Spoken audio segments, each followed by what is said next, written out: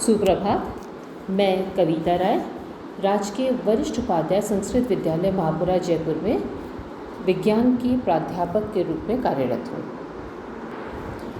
आज हम कक्षा 11 के सामान्य विज्ञान के अध्याय 17 का अध्ययन करेंगे। आइए आज हम अध्ययन करते हैं एंजियोस्पर्म की एक जाति कैप्सुला का। कैप्सुला जिसका कि सामान्य नाम है शेपर्ड पर्स। इसकी वर्गीकरण स्थिति हम देखते हैं। ये जगत प्लांटी प्रभाग आवृतबीजी वर्ग द्विबीजपत्री श्रेणी थैलेमिफ्लोरी गण पैराइटेल्स कुल ब्रेसिकेसी वंश कैप्सुला और जाति बर्सा पेस्टोरिस है। कैप्सुला एक वर्षीय शाक है। इसका पादप मूल तना व पत्तियों में पूर्ण रूप से विभेदित होता है।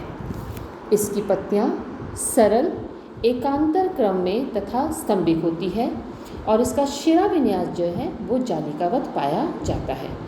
कैप्सुला में पुष्प क्रम असीमाक्षी होता है।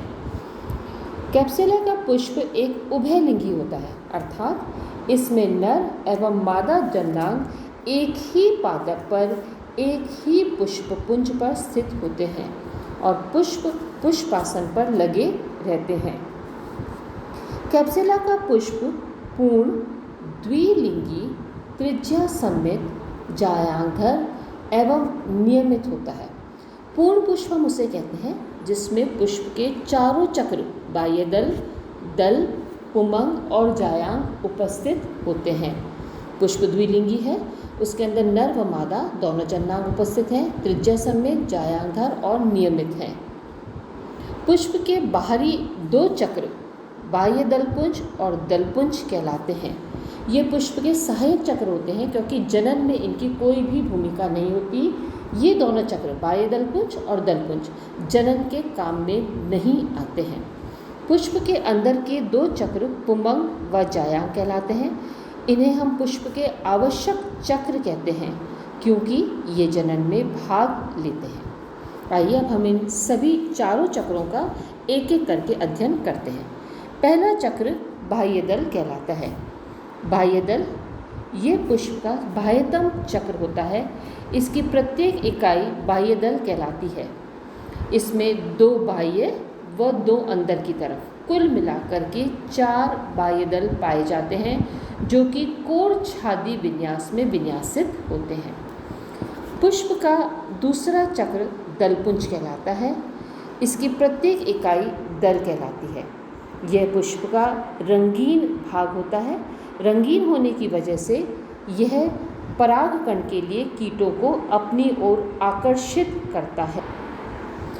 कैप्सुला के अंदर 4 दल पाए जाते हैं जो कि क्रूसिफॉर्म अवस्था यानी कि क्रॉस के रूप में, क्रूसिफॉर्म मतलब होता है क्रॉस के रूप में अवस्थित होते हैं।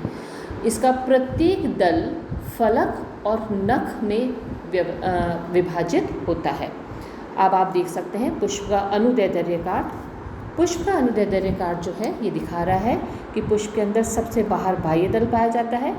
उसके अंदर दल जो कि रंगीन पत्र होते हैं वो होते हैं। उसके अंदर जो तीसरा चक्र है वो है पुंकेसर, आवश्यक चक्र के अंदर आता है। और चौथा चक्र जिसे हम जायांग कहते हैं जिसका एक भाग अंडाशय भी है, ये दिखाई देता है। ये पुष्प का अनुदैर्ध्य काट है जिसमें पुष्प के चारों चक्र आपको दिखाई दे रहे हैं। अब हम आते हैं पुष्प के तीसरे चक्र पर जो कि इसका आवश्यक चक्र भी है जिसे हम नर जननांग कहते हैं। प्रत्येक नर जननांग पुमंग कहलाता है। इसकी प्रत्येक इकाई पुंकेसर कहलाती है और पूरे चक्र को हम पुमंग कहते हैं। कैप्सुला के अंदर 6 पुंकेसर पाए जाते हैं जो कि 2 चक्र में व्यवस्थित होते हैं। इसके बाहर की ओर 2 छोटे और अंदर की ओर 4 बड़े पुंकेसर होते हैं। क्योंकि इसके अंदर 4 पुंकेसर बड़े होते हैं इसलिए हम इसे चतुर्दीर्घी अवस्था कहते हैं। प्रत्येक पुंकेसर 3 भागों पुतंतु, परागकोश व योजी में विभेदित होता है। परागकोश को लघु बीजाणुपर्ण भी कहते हैं।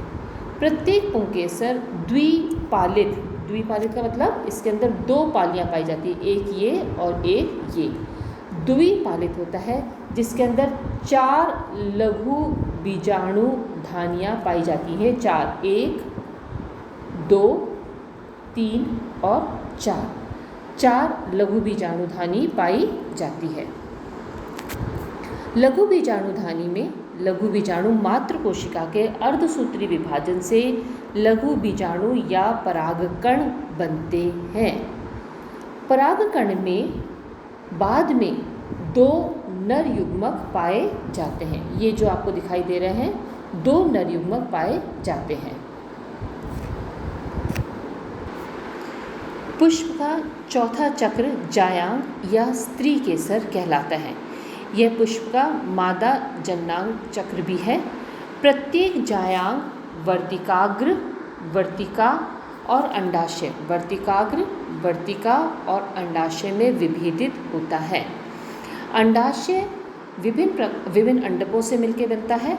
इसी अंडक के अंदर बीजांड पाए जाते हैं। अब हम आते हैं निषेचन पर। कैप्सुला के अंदर निषेचन पूर्व परागनली 2 नर युग्मक से भ्रूणकोश में प्रवेश करती है। निषेचन के समय एक नर युग्मक अंड कोशिका के साथ में संलयन करता है और द्विगुणित युग्मनज बनाता है। इसी को ही हम सत्य निषेचन कहते हैं। और दूसरा नर युग्मक ध्रुवीय केंद्रक, जिसे कि हम द्वितीय केंद्रक भी कहते हैं, के साथ में संलयन करता है और प्राथमिक भ्रूणपोष केंद्रक का निर्माण करता है। इसे हम त्रिसंलयन कहते हैं।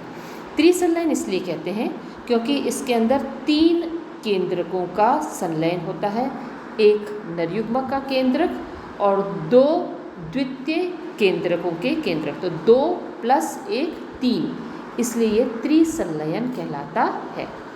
युग्मक संलयन को हम सत्य निषेचन और त्रिसंलयन 2 हो गए, इसलिए इसको हम द्विनिषेचन कहते हैं, क्योंकि 2 बार निषेचन हो रहा है, एक बार सत्य निषेचन और दूसरी बार त्रिसंलयन। ये एक बहुत ही इम्पॉर्टेंट प्रश्न बनता है कि द्विनिषेचन किसे कहा जाता है। कैप्सुला में निषेचन के पश्चात परिपक्व निषेचित अंडाशय एवं परिपक्व निषेचित बीजांड बीज में परिवर्तित होते हैं और बीजांड का अध्यावरण बीजचोल कहलाता है। इसका बाह्य अध्यावरण जो है वो सूख करके कठोर हो जाता है। ये आप ऊपर निषेचन का चित्र देख रहे हैं, जो कि सत्य निषेचन और त्रिसंलयन दोनों को दर्शा रहा है।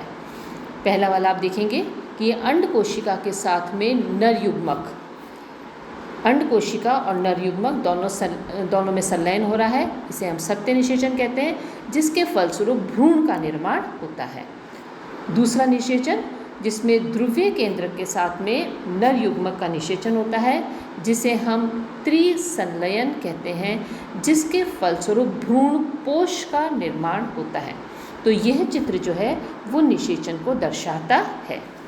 अब हम देखते हैं कि कैप्सुला का फल जो है वो स्फुटनशील एवं सिलिक्वा होता है और इसका बीज अभ्रूणपोषी होता है। महत्वपूर्ण बिंदु देख लीजिए। कैप्सुला को हम शेपर्ड पस या पर्स पादप कहते हैं। इसका मुख्य पादप बीजाणुभूत या विषम बीजाणुयुक्त होता है।